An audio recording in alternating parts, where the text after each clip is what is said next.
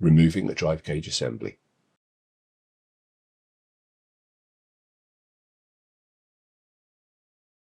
Remove the node from the chassis.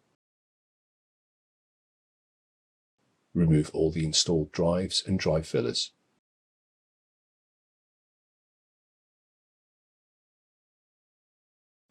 Remove the top cover.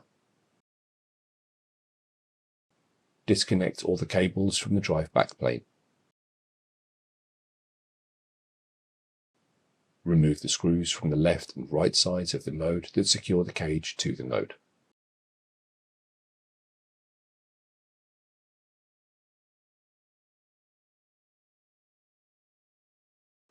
Lift the cage out of the node.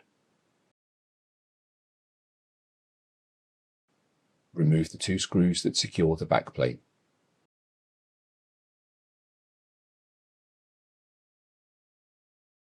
Lift the backplane to pull it out of the drive cage.